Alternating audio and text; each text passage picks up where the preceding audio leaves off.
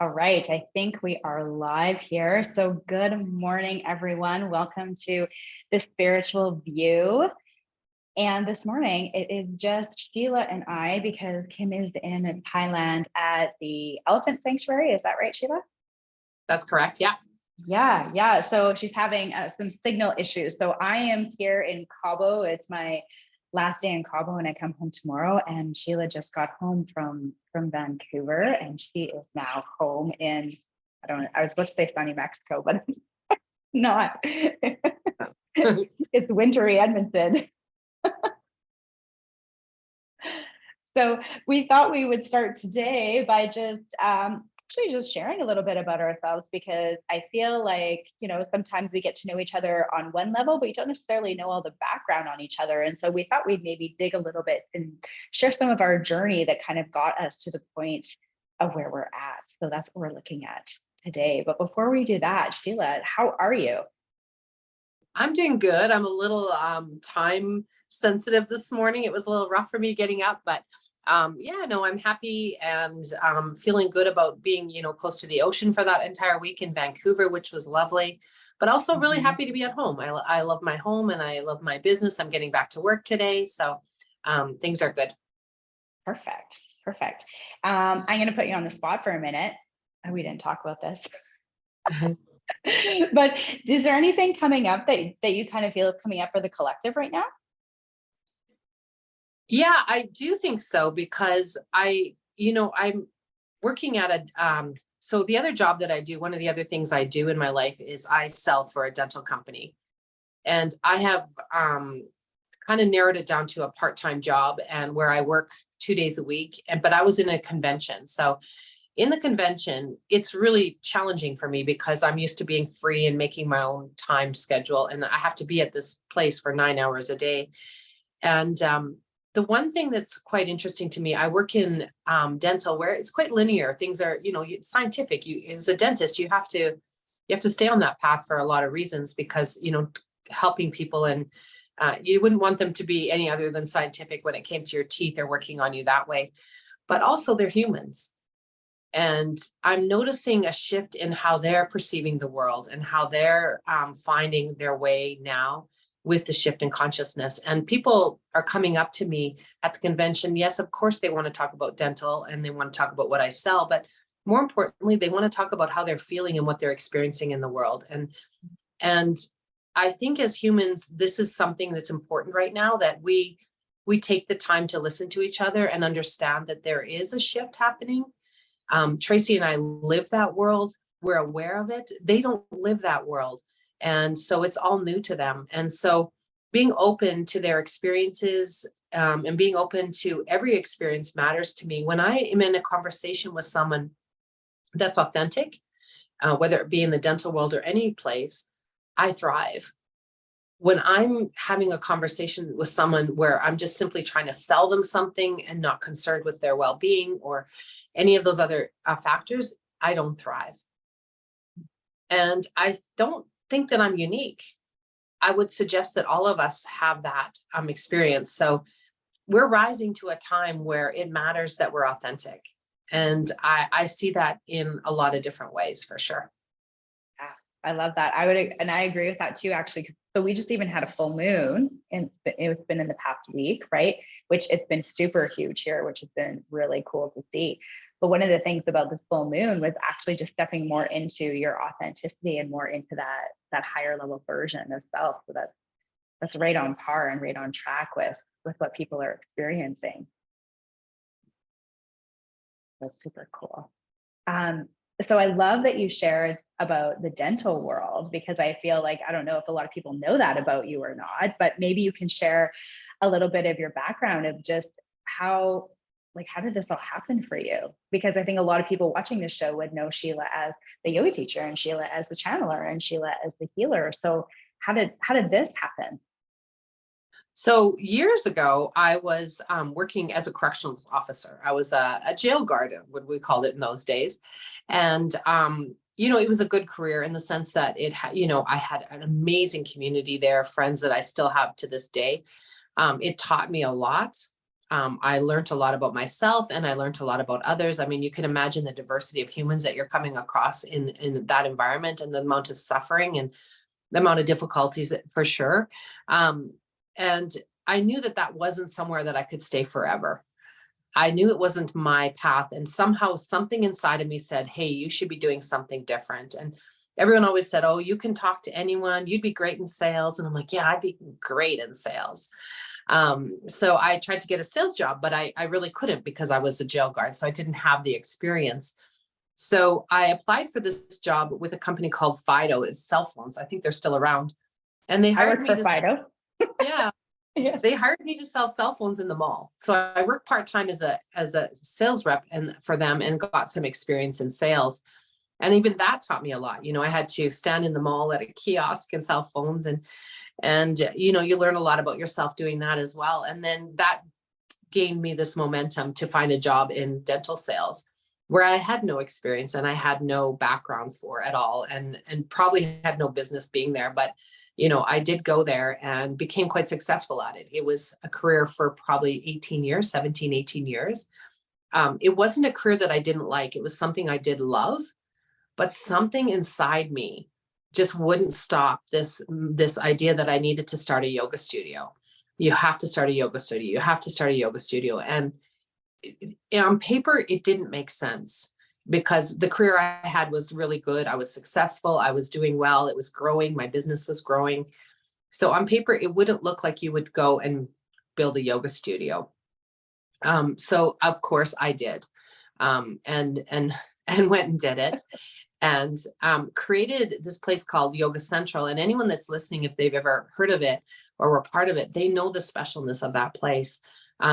And people attribute that to me, but however, I always attribute it to everyone, because as a community, we came together in quite a special way. And I remember thinking, like, who are these people that are showing up? These amazing, kind souls and generous souls, and souls that were in suffering as well. People that had a lot of challenges, and they found their way that were there and found peace and healing. I gave everything to that yoga studio. I gave my heart and soul, and I believed in it. But the one thing that I didn't give to was myself. So I gave to everyone at the yoga studio. I gave my time. I worked 7 days a week. I'd go there in the morning. I'd be there all morning. Then I'd leave a little bit for a couple hours for myself in the afternoon and come back and be there all evening. So I was there most of every day and didn't really have a significant lifestyle for myself. I got unhealthy. I got overweight. Everything about my life that I wanted to do the yoga studio for was the opposite. Financially, I had to work those hours because the business required it for me to, you know, pay the rent and to make sure that it worked out, everything worked out. And then because I was working too much, I was overwhelmed, and I wasn't probably focusing on the right things. You know, I was making sure the bathroom was clean, where that really shouldn't have been what I was doing. And, you know, I can look back at it and see all the mistakes I made. And I can look back and see all the success that was there too. And the success that I would say was most prevalent at that studio was that the humans that arrived there were people that arrived there for a reason. And it was happening over and over and over. Even like how the studio ended is really quite unique and quite interesting. And I can talk about it now, but for a long time, it was like talking like about you're in love with some man or you're in love with some woman, and they break up with you, and you feel that heartbreak, and you don't want to talk about it. And that's how it was for me in the beginning. But I can talk about it quite easily because I've seen the growth and the experience that I've had from it. I don't want to get into the legal part of it, but the studio closed within 24 hours. A lot of the students might not even know what happened. They would come the next day and see the studio just wasn't there.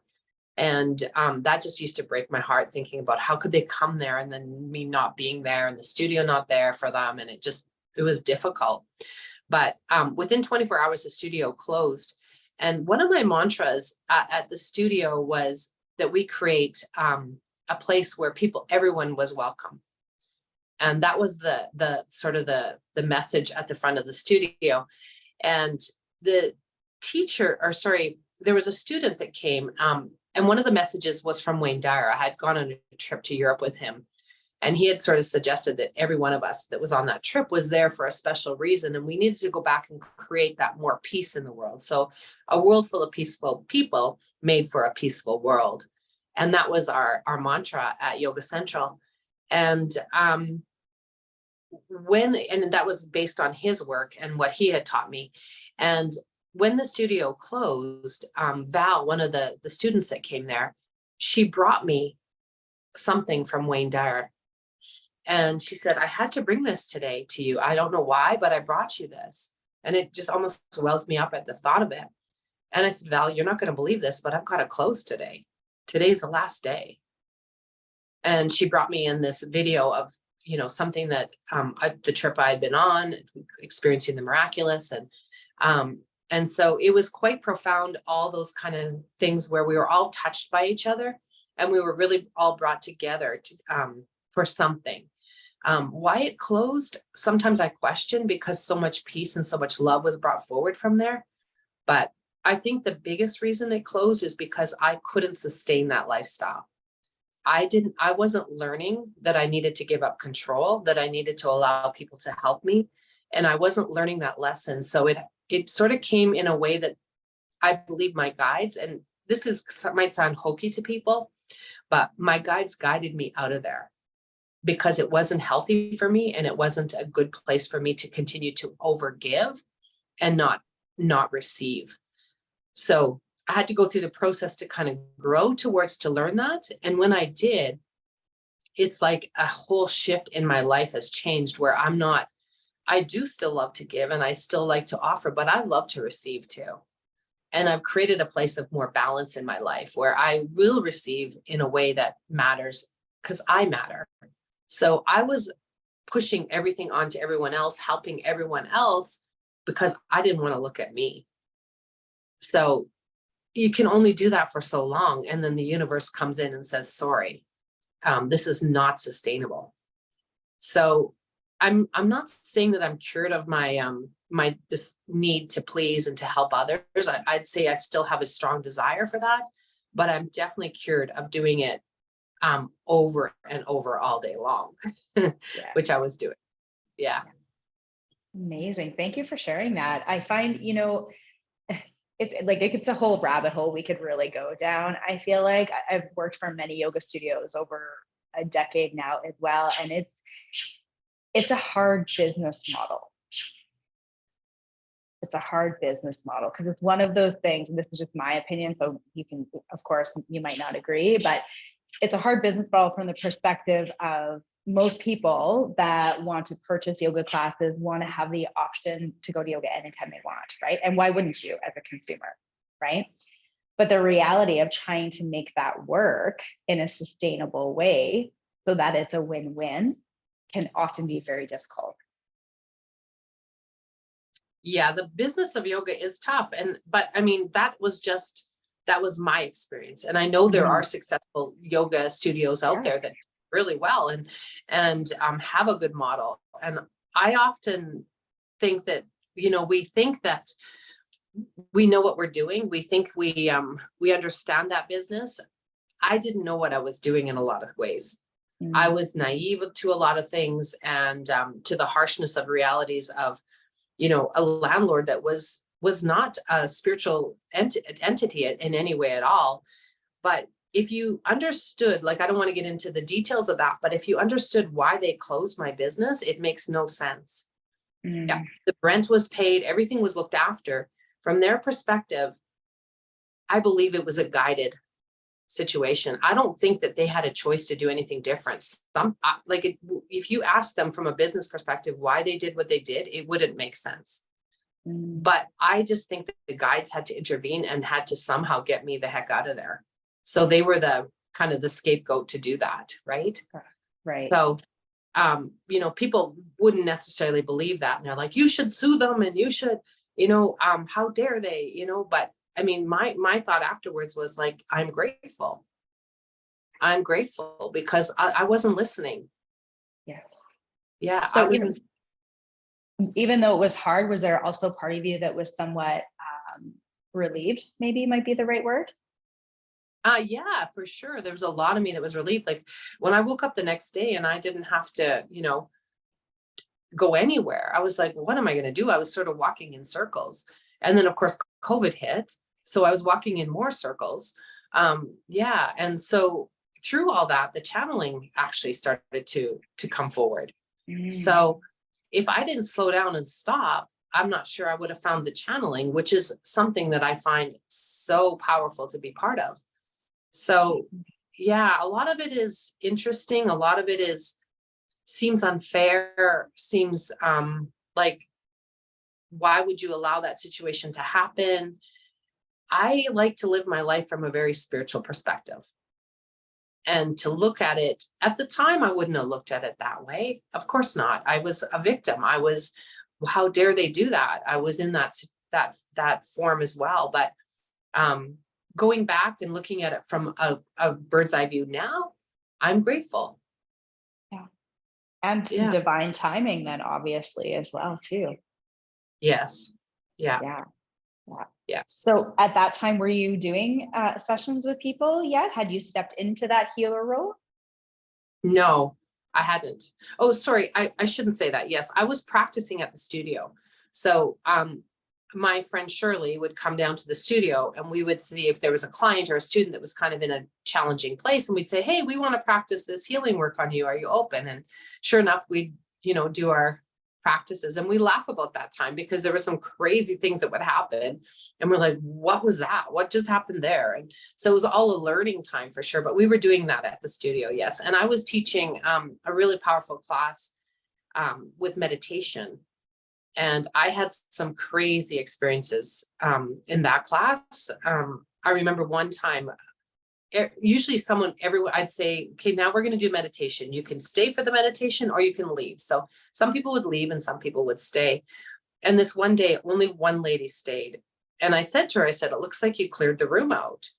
Like, what's going on? So we do the meditation, and both of us, like, she came to me a couple of days later and she said, what happened? What happened in that room? That was crazy. And both of us were sort of like, whoa. There was a healing and a profound experience that happened for her mainly. I mean, I was guiding it, but I was watching and observing it, and it was powerful. So things were happening for sure. Things were starting to come forward at that time. Okay. And so then COVID happened, we all get shut down, and then what? What did you do next? Then I sort of sat for a while. I just sat and didn't know what to do. I was trying to think, should I get back into the business? Like, how could I make this work? How can I make Yoga Central maybe somehow go forward? People are like, are you going to keep this going? You can't stop. And I'm trying to think of ways of doing it. And when COVID came in, my options became less and less, I guess. Yeah. So I guess I had to start to think of how am I going to feed myself? I've got to try to make a living. And that's when the channeling started to happen. And fortunately, I had really good friends that, supported me in that. Shirley and Colleen were really instrumental in just not making me, but being forceful in the fact that you got to do this. And helping me with, my cousin needs a reading. Can you do that for them? And Karen from Riverside Acres had somehow heard about me from one of Shirley's friends, Carrie, sort of convoluted way. And she just knows so many people. And so she started referring people to me. So it just kind of sort of snowballed that way. And we talk about how things happen quite easily. It did happen very easily. That wasn't a difficult thing for me, where the yoga studio was a challenging thing. This was not a challenging thing. Yeah. Isn't it interesting how that kind of always happens that way? Hey. Yes. Yeah. Yeah. Yeah. And what I love about your story too is it's a beautiful example of how oftentimes, and I feel like this is, and it's the same thing for me, I feel like this is a lot of people's experience, is even though we would really like the path to be very linear, right? And very step by step by step by step by step. Often it's not linear at all, even though we end up in exactly the right place at exactly the right time. And, you can often look back and say, would I make that choice again? Of course not, because now I've grown and I've learned the lesson, right? I've thrived through it. Would I want to Mhm. go through the hardship of it? No, Yeah.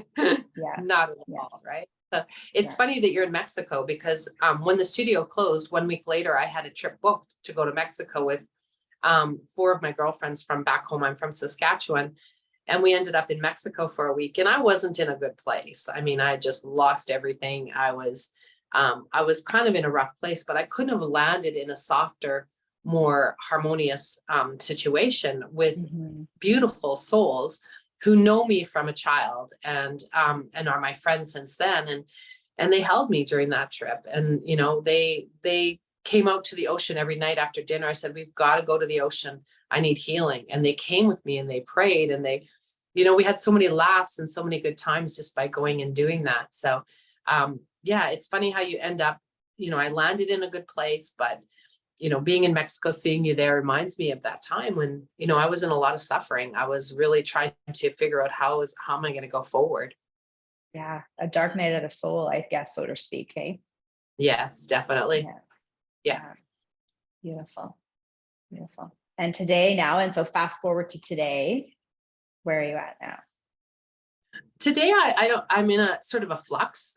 Sometimes I go into this, what am I going to do next? What am I going to do next? But I've kind of come to a clear understanding just probably in the last month to trust the path. I haven't been good at trusting, and I haven't been good. I will go into sessions with people and I'll do the healing and the channeling and I'll trust in that moment and I'll feel it and I'll experience it. I'll know there's something greater than, and then I'll go back to my life and I'll live it differently without the trust. And so I realize that I'm teaching this message of trust, but not living it. And you know, I've had some pretty harsh messages that come up in the middle of the night. One of them was before the yoga, 2 weeks before the yoga studio closed, which I wasn't aware that it was going to happen. Um, I got a message in the middle of the night that you're going to lose everything. And I was like, you wake up and you're like, was that real? Did that really happen? No, that couldn't have happened. No, that was not a real message. And yeah, that happened. And then another one of those messages was, you're not listening. You're not listening. So I'm getting the messages and hearing them, but I'm not listening to them and I'm not living them. So like after getting the message, you're going to lose everything and it happened and you're not listening. I'm very awake to those messages. And the reason I'm not listening is because I'm not trusting. And so I'm moving into this new phase of trusting right now. And I think it's significant because I can feel myself not being drawn off the path the way I have been in the past. And I can feel myself being more focused and diligent about what I have to offer and what I know to be true. So while I'm at a dental convention, not only am I selling dental supplies, but I'm meeting and chatting to dentists what I know to be true. It's not something that I can segregate. It's not something that I can only be in this part of my life or that part of my life. This is who I am authentically all the time. And yes, I've lost family members, I've lost friends because of that, but I can no longer be what you want me to be. I have to be truthful and trust who I am and be authentic. And if my words and my understanding of the world don't jive with you, I get it. I understand it. It doesn't have to jive with you. It has to jive with me.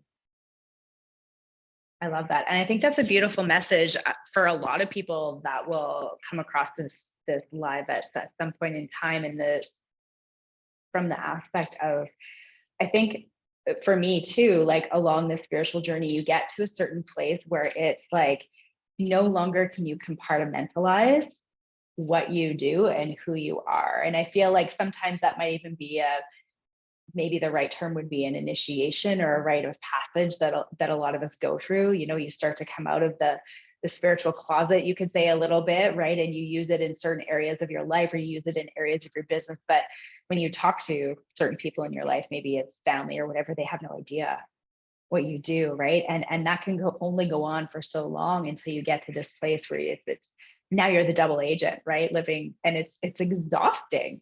It's so exhausting to have to be those different things to different people.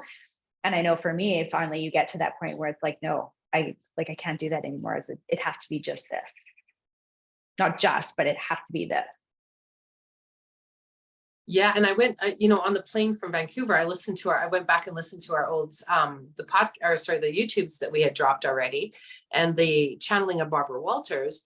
And she talks about the different boxes, like being this and being that, and not doing that. And I find that kind of interesting, because that's sort of the place in my life I'm at, where, yeah, I might not talk your talk. I might not talk your language. I might see the world. When you tell me that your husband left you, I might say, wow, that's fantastic. What's next? You might not want to hear that, and you might think I'm a dick or whatever you might think, but I can't compromise what I know and understand for what you need to hear in the moment. So that's where things start to get real. That's when you start to say, okay, am I okay being authentic? Because that's what I believe. Am I going to say, I'm so sorry? Because I'm not, because I know everything in our world happens because something needs to wake up in our lives. I was fantastic at not listening and not waking up. I don't want anyone to be like me and have to wake up one day and have nothing.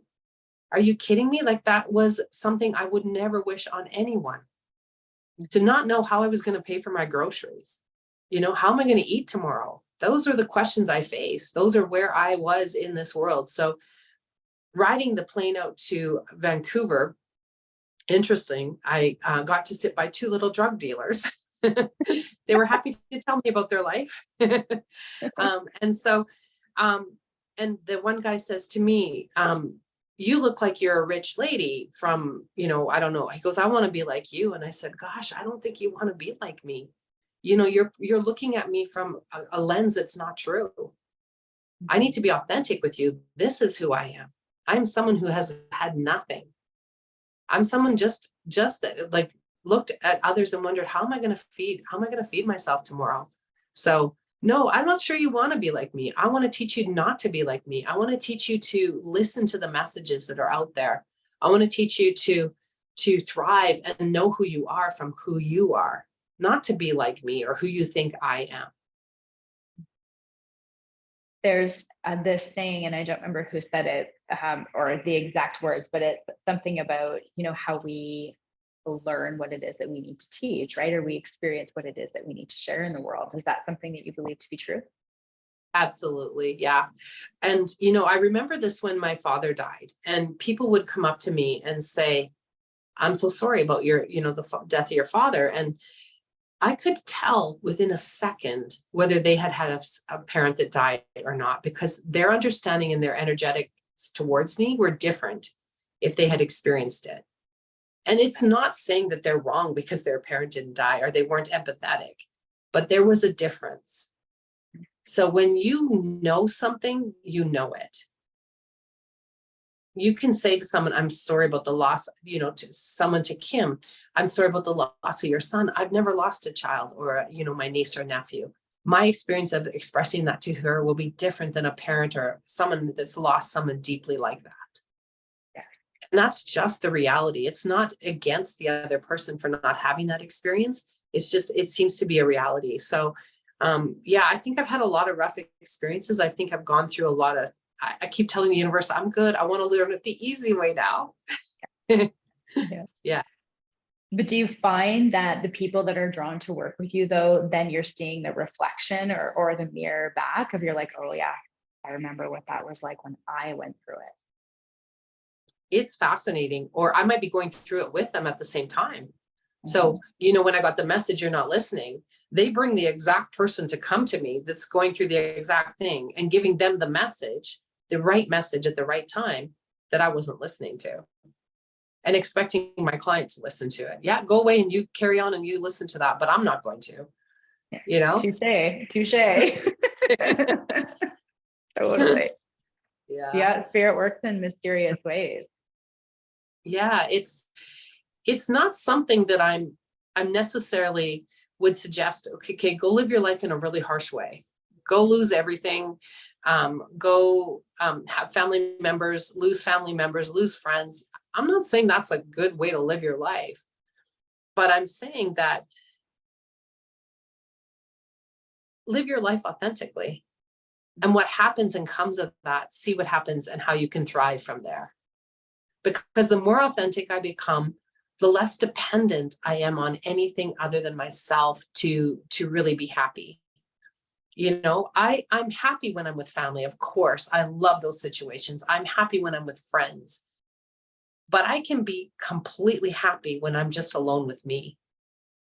And I can be completely authentic with a dentist or with someone that is like Tracy or Kim, that are spiritually minded like I am, or live the same kind of life that I live. But I can still equally be as happy with my boss, who's an Orthodox Jewish person. And him and I can thrive together. Although we have different beliefs and different understandings of the world, we can still thrive as humans together too, because he's very authentic to who he is. He does not deviate from who he is. And if I can do the same, we have this powerful relationship together, even though we have completely different beliefs. And that's the power of authenticity, right? Is that we're able to stand rooted in who we are, and with other people that are able to stand rooted in who they are, and the differences no longer matter.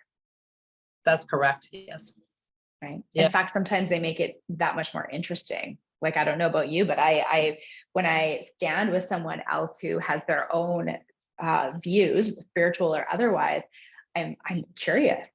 Like, tell me more about that, because even though that might not be what I subscribe to, I feel like there's something that I can learn. Yeah, I agree with you, Tracy, for sure. And I think the more we become curious and the more we become interested in others and other humans, we start to realize that the differences are less and less. Mm-hmm. Yeah. I love that. So can you share like maybe 3 things that maybe nobody might know about you from watching this show? Yeah, probably 3 things. People wouldn't have known I was a correctional officer Mm-hmm. and worked in the jail for many years. They wouldn't have known that I've lost everything. Was very successful financially and then became very unsuccessful financially very, very quickly. That's one thing that people might not know. And the third thing is that I've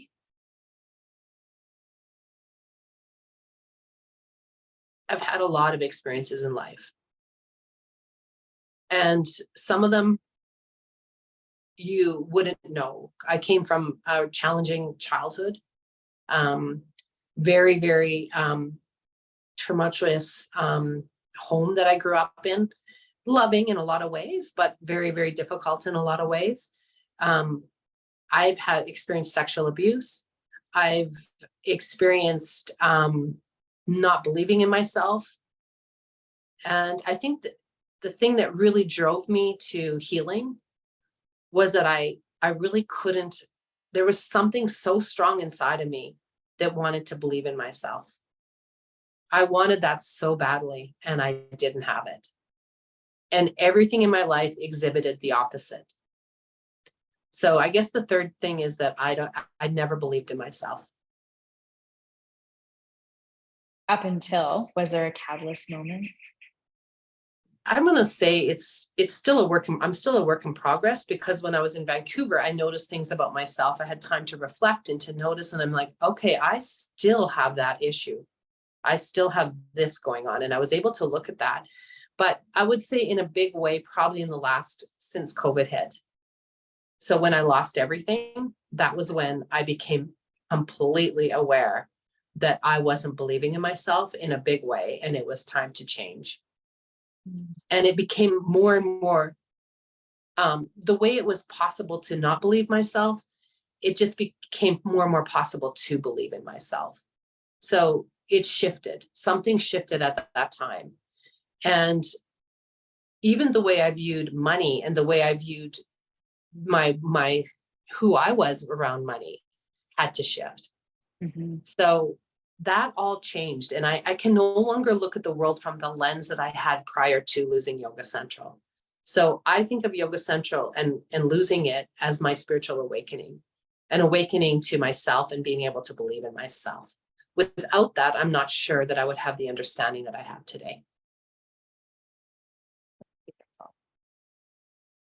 Thank you for sharing. Yes, that was fun. And I think I have a really interesting story, as do all humans. But Tracy and I talked before that we were going to each share our stories. So I'd love to, turn the tables back to you, Tracy, because I know you have an interesting background and it would be fun for the listeners to hear about that as well. Yeah, it's one of those journeys where it's never linear, and definitely didn't transpire or turn out the way that I would have expected it to. I grew up in a small town, where everything was safe, everybody knew everybody. I had that story of, I can't wait to get out of the small town so that nobody knows who I am and I can, live my life, and moved to the city and worked for a couple of years, and then decided to go to university to be a teacher. And I remember, my parents being so terrified that because I didn't go to school right out of high school, that I would like never go to school. And my parents, neither of them had like a secondary education. My dad had a trade, but neither of them went to university. And so for them, that was like a big dream for both me and my brother, was that we would go to school and we would get some kind of degree. And then of course it was the whole, white picket fence idea, right? You go, you get a good job, you get benefits, you get a pension so that you're taken care of for the rest of your life. And then you get married and you have 2.5 kids and, you do all the things, right? And up until, just over the age of 30, that's pretty much exactly what I did with my life. And after having 2 kids and going back to teaching, I found it really exhausting. Like I was teaching grade 1 and I found it very hard to have 2 toddlers at home and teach grade 1 at the same time. It was a lot of energy being expended in the same kind of way. And so I started to look for, I just kind of felt like I lost myself. I felt like there was definitely a theme of overgiving, right? Because I had 2 kids at home, I had a husband at home, I was overgiving to a classroom of grade 1s every day. And that was how I found yoga. Is I signed up for yoga teacher training without ever taking a yoga class. I don't know who does that, because then I remember being in like the 3rd class and our teacher being like, okay, so today we're going to start to talk about inversions. And I was like, nudging the person next to me. I was like, what is inversion? Like, what is that? It's like, oh, like headstands and handstands. And I was like, oh, fuck. Not limber in that way, like at all, right? Like I was still working on the crescent lunge and stuff, let alone standing on my head, right? But I was loving the philosophy piece of it and the meditation piece. And so when I took it, I'd never even meant to teach. Like it was just something for me. And I could get out of the house and I could be with adults, and I didn't have to talk to anybody and I didn't have to worry about anybody else. It was just a me thing. And after I had finished it, my husband had said to me, he's like, so like, do you think you could maybe just go teach and at least make back the money you spent on the training so we could break even? Or like, my husband's very scientific and very linear. And I was like, oh, okay, well, maybe, so I started to just sob, like just literally kind of, again, going through the motion. That seemed to be a big thing for me, and realized how much I loved it. And I was so blessed that I worked for someone who wasn't linear in how we did yoga. So I didn't have to do yoga a certain way. I didn't have to do back bends at this point in the class, or I didn't have to do inversions only at this point in the class, or it was extremely creative. And I got to teach however I wanted to, which was just such a great gift of being able to express myself in a way that I'd never had before, because up until then, I think no matter what I had done, it was always some version of that box, right? That Barbara Walters talked about. So I had this beautiful, and I was so blessed also that, that she mentored me and I fell in love with it. And there was a long time where I wanted to open a yoga studio too. I had that dream for a long time as well. But I worked there for about a decade. And as I did that, I was watching her and watching other people have these lives where they would go and travel whenever they wanted, and they would do yoga retreats and they would do all of these things. And here I was teaching yoga on the side, having a little bit of mom guilt because it was taking time away from my family in order for me to do it on top of my full-time job. And just starting to really see that I wanted something different in life than what I had at that time. And on my own time, on evenings and weekends and things like that, not only was I teaching yoga, but I was starting to then dive into meditation, and I took meditation teacher training, and I got my Reiki, and I was practicing Reiki, and a lot of those kind of almost entry level things that we often talk about that people start with in their past. And I got gifted. That's how I look at it. I don't know how it happened, but I started talking about meditation and mindfulness in schools, and I started to kind of experiment in my classroom a little bit, because the meditation teacher training that I took, the same one that Kim took, focused a lot on self-regulation and the nervous system. And I was watching all of these kids that I was teaching, and I was like, well, why aren't we teaching it to them? Like, if I had these skills, like at this time I was just over 30, and if I would have had these skills when I was a kid, my life would have been very different. My relationships would be very different. So I started to teach it in my grade 3 at that time classroom, but it was like, I was kind of doing it under the radar, right? Because at that time, you didn't want to use the word meditation. You didn't want to use the word yoga or anything like that in a public school, because parents would just be beside themselves, right? But I was just kind of doing it and not really calling it anything. And eventually the principal came to me, and other teachers were coming to me because they were noticing a difference in my classroom, because they would walk in and the entire energy would be different. The energy of the kids was different. How they were operating was different. How they were choosing was different. And they were like, what's happening here? And teach me how to do it, because this is awesome, kind of thing, right? So I ended up landing a 3-year pilot project where I was a mindfulness teacher and coach at a time when there wasn't even a school program that existed in Canada. So I was literally creating and writing the curriculum and matching it to the program of studies as I was doing these 3 years. And I was teaching mindfulness meditation under the health curriculum. I managed to fit it into the health curriculum, and I taught K-6 for 3 years. All I taught was mindfulness and meditation, and it was amazing. It was the most beautiful job ever. And had I been able to stay in that position when I was also doing professional development for other schools and other teachers and things like that, and had that pilot project been extended, I think I probably might even still be there right now. I don't know. It was a beautiful job. But at the end of the 3 years, I then had a different principal, and one who had much more of a belief in technology than in meditation and mindfulness and self-regulation. So the project ended, and I was put back into the regular classroom. And then the contrast was huge, because I was full-time in a classroom. I was back to doing, all of the classroom things, the paperwork, like all of this stuff. And I really realized that the reason I became a teacher was to teach. And that was the smallest amount of my job, was actually teaching.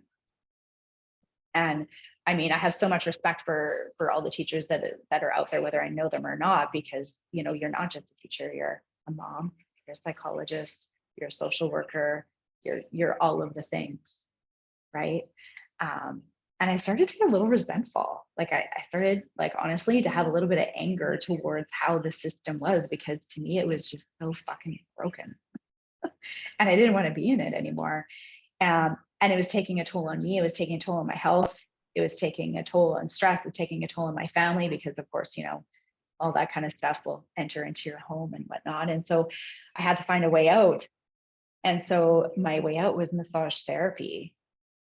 And I didn't realize that at the time, but that definitely was like, it was just a gateway, right? Like, it was the safety net. It was the one thing that I could choose that at the time I was okay with doing, that people could somewhat understand, because everybody was like, well, what do you mean you're leaving a job with a pension and benefits and, summer holidays and all of the things, right? To go and be a sole, not a solopreneur, it would have been a sole proprietor at the time. Right. And so even that just took a lot of, I guess at the time, what I would have called convincing, right? With my husband, with my parents, because now I was going to school for 2 years full time, plus I was teaching, plus I had kids at home and all the things, right? I remember being up till like, 4 a.m. studying for my anatomy exam, sleeping for an hour and a half, getting back up and, getting the kids off to where they needed to go so I could go and write the exam. And it was a tough 2 years. But eventually I finished after 2 years. And then I took a year off. I just took a leave. I didn't quit. And I took a year off to see what it would be like if I just did massage full time. And I did that for a year and built up some clientele. And after that school year was done, I just gave up my contract and left. And once I did that, then everything else started to open up in the world, right? Then I started, to dabble in past lives and started to experiment even more and started to do all of those different things. But again, it was not a linear journey, right? It was more like this. And at the time, like I remember the part of the reason that I actually took the leave from the school division in the first place was because I got surplus. And the school division I worked for covered quite a wide variety. So I was always driving to Spruce Grove, which was half an hour away from where I lived. But then I got placed in, I think it was Duffield, which is like a super like small, like blip on the map, basically. But it would have been like an hour drive each way. Like it was like everything about my placement just didn't fit with my family. It would have cost me an hour each way. I couldn't massage on the side. It was only half days. So then I was like wasting 2 hours of everyday driving. It wasn't even every second day. And I left honestly feeling very victimized because I was like, I'd spent, over 10 years with this one school division. And it just felt like I was kind of being cast aside, like nothing I had done, was being acknowledged or mattered. The work I'd done in mindfulness didn't matter. And so I definitely left with a bit of a bad taste in my mouth at the time. I didn't see the gift in it that I see now, but it was interesting. I love that our stories are similar and not similar. There's a parallel to them, but in a sense, I feel like we are pioneers. Like you were a pioneer in the school system offering the mindfulness. I do see that as something coming forward more and more now. I see parents probably really recognizing that there is value in that. At the time they weren't, because it was new, right? And it was hard for people to see that. I guess my question to you would be is, do you see any, like you must still have connections with your other, do you see the school system changing or offering more opportunity for that for children? I see teachers wanting and desiring and asking for change. And after I left, a couple of years after, like in the particular school I was at, it didn't continue, but I know from other places that I'd done professional development in the Edmonton area that it has continued, and that it is something that teachers now use daily because they see the value of it. With that being said, though, there's so many big things within the structure of school divisions that just it takes so much time for them to change. Like I really hope that I will see a different school system by the time I have my own grandchildren, right? It's one of those things that won't change overnight. But this is totally my personal opinion, and I could be wrong, but I feel like it has to almost crumble before it's going to change. And the stories that I'm hearing from the teachers that are my clients and the teachers that I'm still in contact with now is it's getting worse. Getting worse, especially with COVID, right? Like now kids have a different set of needs that they didn't have before because they were isolated for 2 years and because they didn't have the same type of education that they would have had if they would have been in school. And there's a lot of people left the school as well, right? Just like in any other occupation, right? People were forced to make a choice. Some people, decided to go with that. Some people decided to leave. And some people had to leave because of health concerns, whatever that looks like, right? But what I'm seeing is, from what I'm being told anyways, is becoming more evident is that it's actually getting worse rather than getting better.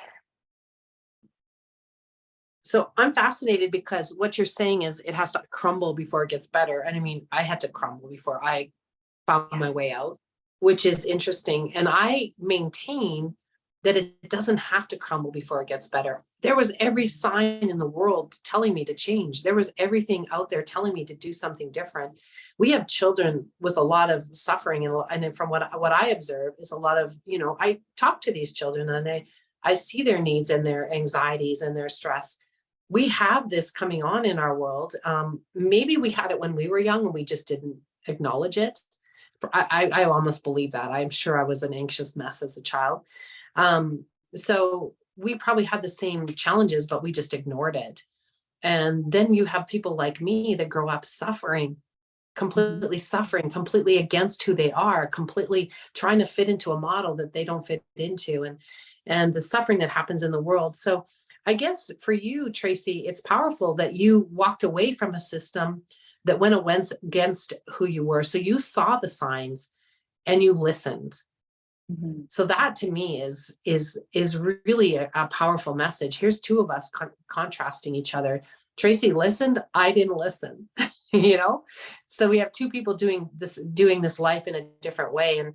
And I think you have a big message as far as listening. So I'd like to hear about that from you as well.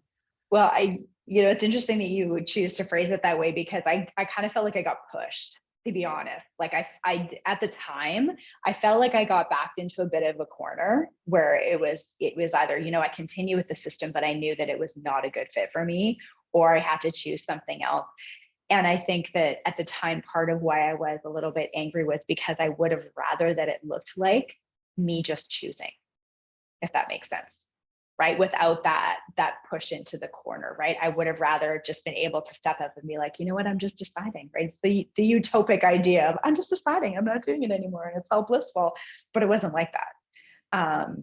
It was, sometimes it's when we make a choice, it's the best of the worst in a way, and I think even though that wasn't the case, that's how I saw it at the time, because I would have rather had a clientele built up. I would have rather exited in a different way than I chose to. But I also recognize that I've been asking for that for years, like 2 years probably. I've been asking for a way out. And so I had that time of 2 years where I could have just chose to go, and I didn't. If that makes sense. Yeah, that's powerful. And I think that's for our listeners is powerful too. If they can look at us and look at their own life, and just go, whoa, what's working and what's not, and why isn't it working, right? Yeah. Why is it working? And why do we live in a society that just goes against our human nature? It's fascinating. It is fascinating. And look at the side of life that we provide, the side that brings us back to our heart, back to connecting to source, connecting to peace and love. Why is that so woo-woo, right? Mm-hmm. Yeah. Yeah. And I think we get caught up in the, it's like how I explained how I started my life, right? Doing all the things I should do. It's almost like that is so conditioned in us that these are the things that we should do. Like, I remember having people say to me when I left teaching, things like, well, it must have been easy for you because you were married, so you had a second income, or you're lucky that you have someone to support you, or, so there was those kind of comments and assumptions made from the perspective of, those are choices that are available to you because you have that should life, right? Whereas other people don't. Is that making any sense?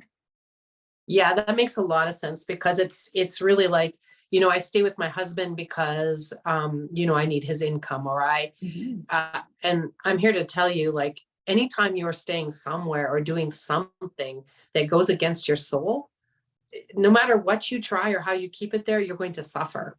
It is suffering. It is suffering. I've seen it over and over. I saw it in my own life.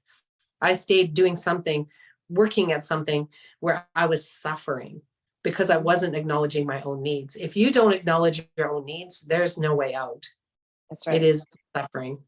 Yeah. And I mean, I totally get that, because if I were to rewind, actually, something a lot of people don't know about me is, so when I was taking my meditation teacher training after yoga, I went to meditation retreat, and it was 5 days or 7 days. I can't remember, but it was a fully immersive retreat. So basically I was just sleeping at home. Like, I was out of the house by like 5:30 in the morning, and I was getting home till about midnight. And it was truly transformative on a lot of levels. And I had been married at that point for, gosh, let me think, my kids. Yeah, we'd been married for maybe almost 10 years at that point, and it wasn't happily married. The first couple of years were, but once the kids came in, it was pretty rough. It was pretty rough, and a lot of things changed, and we became very disconnected. And I think part of the reason that I turned to yoga at the time that I did was because I wasn't happy in my marriage and things weren't working out. And I was at this place in my life where I felt like I had become a mom, become a wife, become a teacher, become all of the labels. And I was sitting there going, okay, but who am I? Like, who is Tracy outside of all of those labels when I'm not the mom and I'm not the teacher and I'm not the wife? And it was like I lost myself. And I think that that was part of the underlying reason that I wanted to take yoga, is because I was seeking myself again. It was who am I and what do I want? Because I know that what I have right now is not it. Right. Even though I had two beautiful children and a beautiful home and all of those things, I was extremely unfulfilled. And so by the time I went to that meditation retreat, it had been a couple of years of having a really rocky marriage, and basically just, what people describe as coexisting in a home, right? Where you're basically just roommates, but there's no relationship. And at the end of that meditation retreat, something had shifted in me. And a couple of weeks after the retreat, I just looked at my husband one day. I was sitting in the dining room, and he came in to ask me a question. And it literally just fell out of my mouth. And it was my first out of body experience, where it was like I could hear what I was saying, but it was like I was standing 3 feet back and watching everything transpire, if that makes sense. And I had looked at him and I had just said, I want a divorce. And he was like, what? And I remember watching myself feeling just as shocked, I'm sure, as he was, as I heard the words come out of my mouth. And I remember thinking in my head, I'm like, what the fuck is happening right now?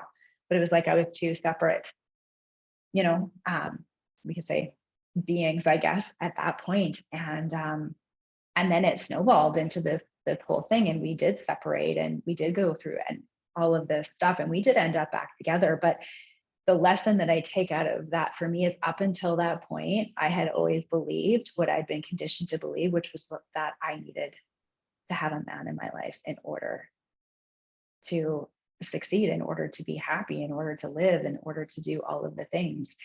And that was what was broken down out of that experience, because it brought me to the place of understanding that if I'm going to be in relationship, it's going to be because I choose to and I want to, not because I have to. And those are two very different things. And it's a very different relationship when you're in it out of choice, rather than in it because you're shackled to it. Fascinating how really what it came down to was you having to really find your inner truth. We all want to look at someone else and it's their fault, or it's, if my husband would only do this, then our marriage would thrive. If others would only act this way, then I could thrive. And I think doing this spiritual work, we come to this deep understanding of self. And it sounds like that's what you had to do. Had to break down the marriage to understand that, what you were bringing forward wasn't the truth, wasn't being authentic. Yeah, there was so much unlearning that needed to happen. And I don't say that from a place of like, it's my parents' fault or it's my upbringing's fault or any of that, right? Because it's not. I'm the one that chose, right? That, it's there's this phrase that I use that's used in subconscious imprinting. And it starts with all the lies that I've bought and sold. Right. And I always find that phrase powerful from the perspective of it puts all of the responsibility to me, right? I chose to take that belief or that piece of conditioning on as my own. And that's okay. It's not from a place of beating up myself or faulting myself, but it's the recognition that if I have the power to choose that, I also have the power to unchoose that or to choose something different at the same time. Wow, your story is fascinating, Tracy. I mean, I wish we had more time, because you could probably go on and enlighten us to, your experience in this world. I mean, that's just a little snippet of who you are, for sure. I'm going to turn this to you now and say 3 things that people wouldn't know about you. So like you did with me. So. Yeah. Okay. Well, one would definitely be the part about my marriage, because it's not something that I talk about a ton. So that would be one. 3 things. Second thing, let's see if I can say something I haven't said yet. The second thing that people may not, I am a fucking terrible cook. I hate cooking. I intentionally married someone that could cook, and my husband has his red seal, his chef seal. He's not a chef, but he just picked it up along the way. And I intentionally married someone that could like do all of the meals. He doesn't do all of the meals. I do some of the cooking, but that's the one thing. If I could, some people are like, I'd hire a house cleaner. No, I would hire a chef, hands down, not my jam at all. I am very undomesticated for being like a wife. Like I don't do a lot of those things. So I've broken the mold on that. So that's another thing.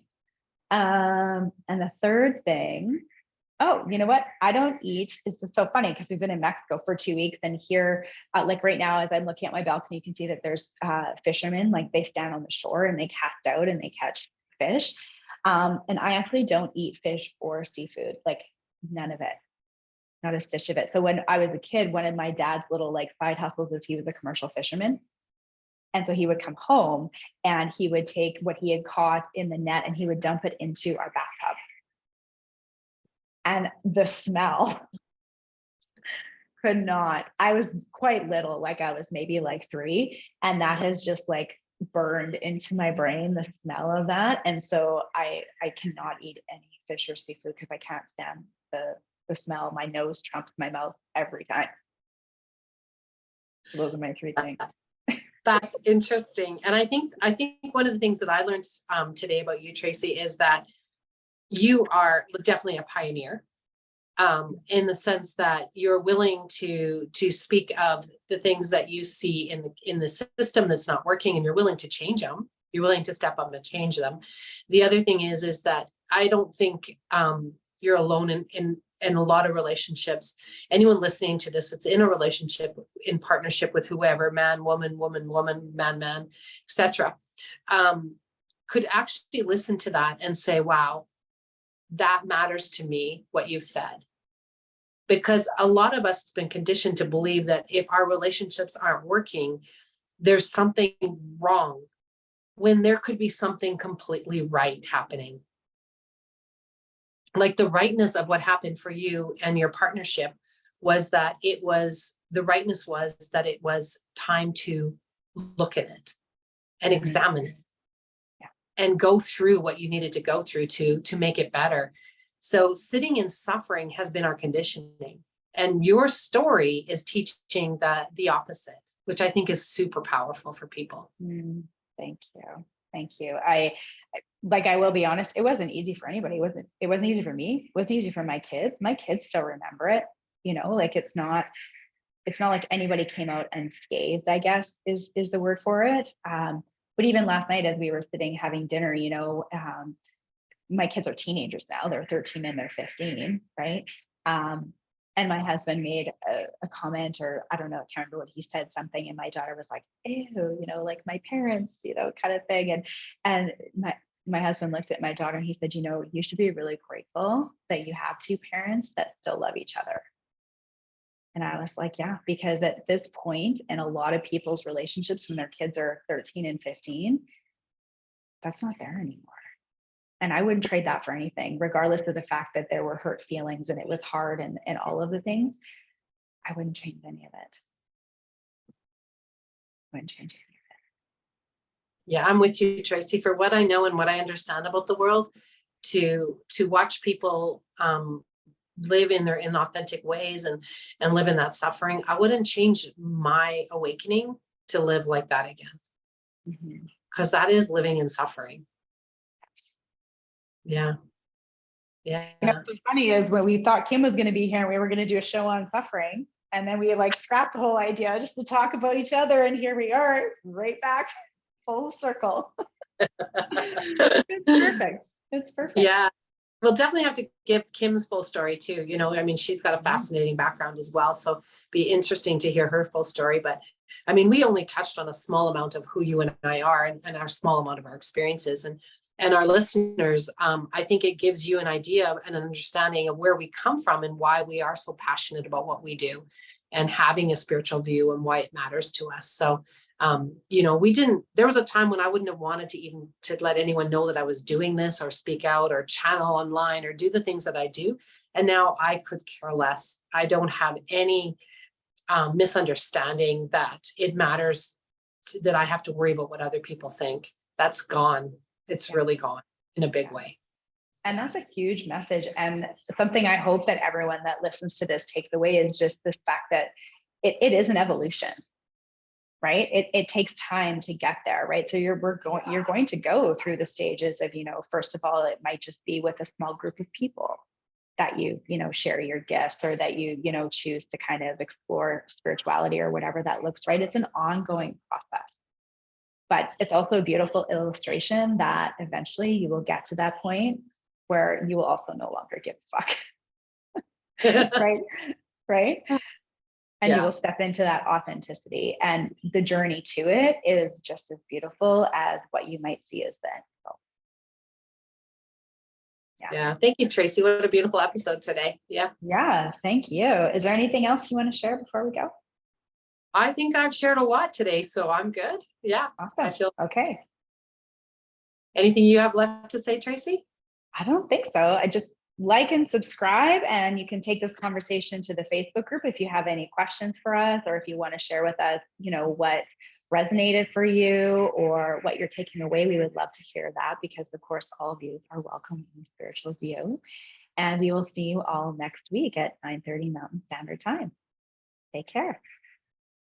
Bye, everyone. Namaste. Namaste.